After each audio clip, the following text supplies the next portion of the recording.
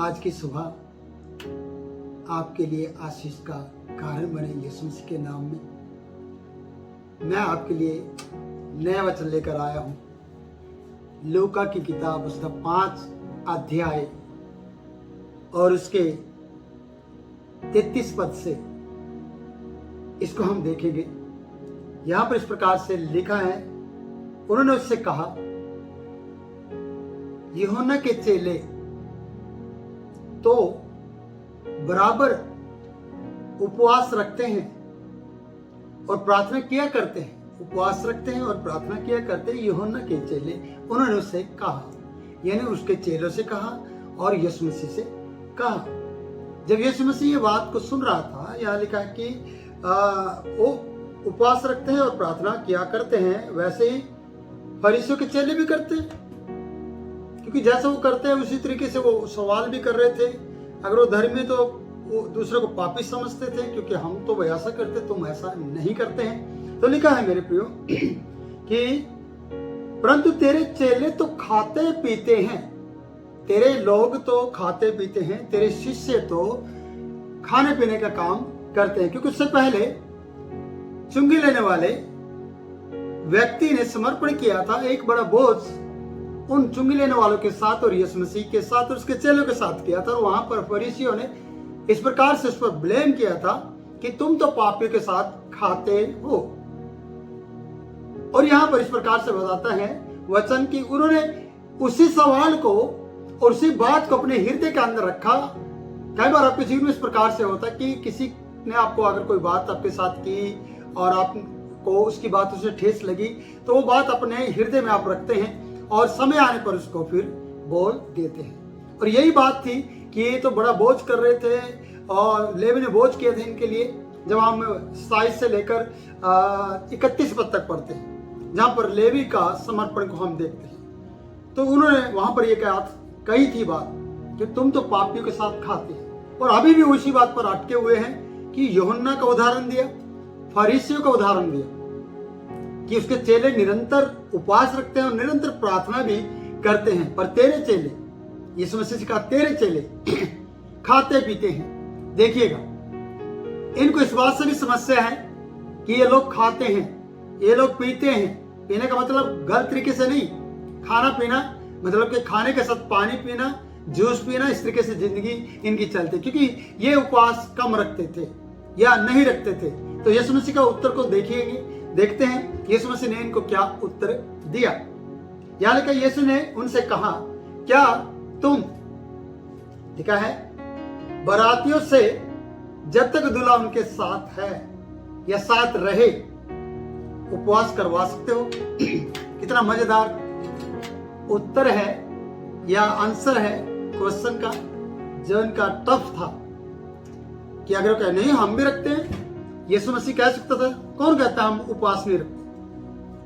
जब कोई पास्टर किसी दूसरे को अपनी गवाही दे रहा होता कि मैं हफ्ते में इतने फास्टिंग रखता हूँ, मैं ये करता हूँ, मेरा सिस्टम ये है, मेरा इंतजाम ये है, मैं इस तरीके से अपने जीवन को जीता हूँ, ऐसे करता हूँ, ऐसे करता हूँ, तो दूसरा सुनता है, दूसरा भी बताने लग जाता है कि मैं भी ऐसे करता हूँ, मैं भी वैसे करता हूँ। तो वो कहते कि तू ही नहीं करता, मैं भी करता हूँ। तो लेकिन यीशु मसीह ने ऐसा नहीं कहा, बदले में ऐसा नहीं कहा कि कौन कहता हम उपवास नहीं रखते, कौन कहता कि मेरे चेले उपवास नहीं रखते। ऐसा उसने नहीं कहा।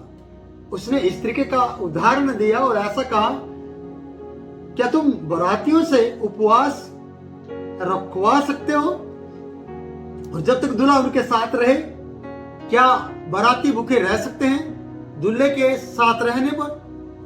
हाँ, दूल्हा नहीं है तो बाराती भूखे रहेंगे, याद रखना, क्योंकि वो दूल्हे के बगैर कोई भी बारात नहीं होती। इस बात का ध्यान रहे। दूल्हा है, दूल्हा जाएगा तो बारात जाएगी। बारात उसके साथियों को ही, उसके साथ खुशी में शामिल होने वाले लोगों को बोल रहे हैं कि बारात उसके साथ जाएगी, दूल्हे के साथ। और यीशु मसीह कह रहे हैं, जब तक दूल्हा उनके साथ रहे, क्या तुम बारातियों को उपवास करवा सकते हो? ये बात उन लोगों से कही जो उसके विरोध में थे। उन्होंने उससे कहा, यूहन्ना के चेले तो बराबर उपवास और प्रार्थना करते हैं और फरीसियों के चेले भी करते हैं, और ये फरीसी हैं जो ये सवाल कर रहे हैं कि हमारे चेले भी करते हैं। उन्होंने हमारा नहीं कहकर फरीसियों के चेले बोला है, क्योंकि ये पहले भी विरोध करने वाले लोग हैं। फरीसियों ने उनसे कहा था, शास्त्रियों ने उनसे कहा था कि तेरे चेले तो पापियों के साथ खाते, तू भी पापियों के साथ खाता है। प्रियो, यहाँ पर ब्लेम लगाना, सवाल जवाब करना, ये बड़ा एक समस्या आज बहुत है, बनी हुई है। ये समस्या खत्म नहीं हुई है। एक पास्टर दूसरे को नीचा दिखाते, एक विश्वासी दूसरे को नीचा दिखाता है।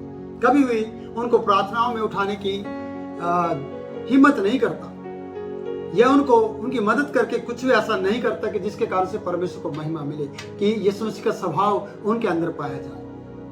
फरीसियों के अंदर, शास्त्रियों के अंदर या दूसरे सदुकियों के अंदर कभी भी यीशु मसीह का स्वभाव देखने को नहीं मिला, बल्कि उसके चेलों के अंदर जब यीशु मसीह उठा लिया गया तब उनके अंदर वो स्वभाव देखने को मिला।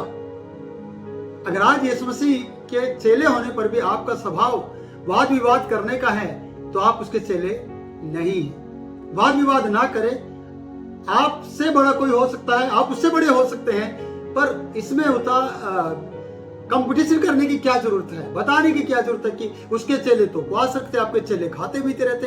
हो सकता है यार 10 दिन पहले उन्होंने उपवास किया हो, लेकिन यीशु मसीह ने ऐसा उत्तर नहीं दिया। यीशु मसीह ने उनको इस तरीके से नहीं कहा। यीशु मसीह ने अपने आप को दूल्हा कहा और अपने लोगों को बराती कहा। और बराती मनमानी तरीके से खाते हैं प्रियो। उनको एक आइटम, एक सब्जी या एक मिठाई स्वाद नहीं लगी ना, टेस्ट नहीं आया, तो प्लेट समेत उसको टेबल के नीचे, प्लेट को नीचे डालते हैं और छोड़ देते हैं। वो नहीं परवाह करते बराती लोग कि यार खाना वेस्ट जाएगा, क्या होगा ना। हम बराती ऐसे बोलते हैं, हम दूल्हे के साथ आए हैं, और अच्छे से वो मनमानी तरीके से खाते हैं। और दूल्हा साथ है।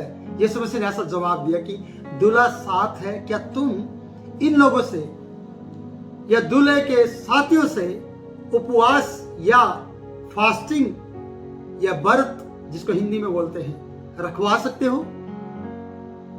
पढ़ते हैं आगे। परंतु वे दिन आएंगे, देखना यीशु मसीह ये नहीं कह रहे कि उपवास नहीं रखना। यीशु मसीह का ये जवाब नहीं है। यीशु मसीह का ये जवाब है कि वो दिन आएंगे, पर क्या तुम बरातियों को उपवास करवा सकते हो? मेरे प्रिय, जितने भी आज तक संसार में बराती दूल्हे के साथ गए हैं, उनको सुबह जाते ही है ना नहाने का पानी और उनके लिए बाजे गाजे और स्वागत और चुन्ना घेर के सड़क का इशारा और आरों के निशान, आरों के, और इस तरीके से उनको पगडंडी के तरीके से बनाकर उस घर तक पहुंचाना जहाँ पर बारात टिकेगी, बारात घर में या उस जगह पर जहाँ उनके लिए इंतजाम किया गया है। आप सोचिए कितना बड़ा स्वागत है। और दूल्हे को डोल बजाकर, बाजा बजाकर वहां से उठाकर लेकर घोड़े पर बैठाकर आगे ले जाया जाता है। इतना स्वागत होता है उन लोगों का। और पहले नहलाना, फिर खिलाना, फिर पिलाना, और उसके बाद फिर है ना नाचना गाना, और फिर से दोपहर का खाना, और इस तरीके से फिर दूल्हे के साथ नाचना, फिर दुल्हन को और दूल्हे को साथ मिलकर देखना, और उनके सामने फिर से नाचना गाना, मौज मस्ती करना और बैंड बाजा बजाना। एक बड़ा उत्साह है। क्या उस वक्त कहेंगे सब दूल्हे को छोड़ बाकी सब बरातियों का उपवास है? ऐसा हो सकता है? नहीं प्रियो। अगर वहां पर किसी भी कारण से अप्रिय घटना हो जाए, तब भी उस अप्रिय घटना को वो शांत रहने देंगे, छुपा लेंगे, पर उन बरातियों को वो बात की भनक तक नहीं लगेगी, क्योंकि वो खुशी का माहौल, और खुशी के माहौल के अंदर दुख खबरी को वो नहीं देते हैं। इस तरीके से सोचना कि वो कितना ख्याल रखते कि बराती नाराज ना हो जाए, दूल्हे को कोई भी ठेस ना लगे किसी भी बात से। पूरा गांव, पूरा शहर ये जानते कि अरे ये हमारे शहर की बारात हमारे शहर में आई है कहीं से, और यह हमारा मेहमान है। और उस दूल्हे का और दूल्हे के लोगों का वो बड़े दिल की गहराई से स्वागत करते हैं। और यीशु मसीह ने अपने आप को दूल्हा बनाते हुए और अपने लोगों को बराती बनाते हुए और उनके उपवास को ना कहते हुए, बल्कि ये कहा कि ये भूखे नहीं रह सकते जब तक दूल्हा इनके साथ है। सोचिए, आप और मैं दूल्हे के साथ हैं, फिर किस तरीके से हम इस प्रकार से सवाल जवाब कर सकते हैं? जब तक वो हमें खिला रहा है तब तक हम खा रहे हैं। जब वो कहेगा वो दिन आएंगे, उसको हम पढ़ते हैं प्रियो। वो क्या दिन है? लिखा है परंतु वो दिन आएंगे जिनमें दूल्हा उनसे अलग किया जाएगा। याद रखना, तब वे उन दिनों में उपवास करेंगे। एक दिन आएगा दूल्हा उनसे अलग किया जाएगा। यानी यीशु मसीह अपने जाने के दिन को ये कहकर कहना चाहता है फरीसियों को, लोगों को, एक दिन दूल्हा उनसे अलग किया जाएगा, तब वो उपवास रखेंगे। और आपको पता है, अगर हम संसारिक रीति से देखते कि बाराती दूल्हा के साथ मनमानी तरीके से और दूल्हा होते हुए सब कुछ खाते हैं बारात में जब वो जाते हैं, और घर आने के बाद तुरंत वो अपने अपनी बाइक उठाते हैं, अपने अपना साधन उठाते हैं, गाड़ी उठाते हैं, बस तुरंत अपने अपने घर को चले जाते हैं। चाय पानी मिल गया ठीक है, खाना रात का वापसी लौटने पर मिला ठीक है, नहीं मिला तो नहीं मिला, वो तुरंत अपना अपना विदाई लेते हैं और चले जाते हैं। इंतजार नहीं करते कि आप फिर से हमें खाना दो ना, क्योंकि दूल्हे का काम हो गया। पर ये दूल्हा ऐसा है कि दूल्हा इनसे अलग किया जाएगा, तब वो दूल्हे के लिए और लोगों के लिए और अपने लिए और सबके लिए उपवास करेंगे। वो दिन आएंगे और वो दिन चल रहे हैं। हमारा दूल्हा हमसे अलग है, वो हमें फिर से लेने आएगा। हम उसके लिए तैयारी कर रहे हैं कि हम बाराती भी होंगे और दुल्हन भी होंगे। बाराती में और दुल्हे में फर्क तो है, लेकिन हम तो दुल्हन होंगे।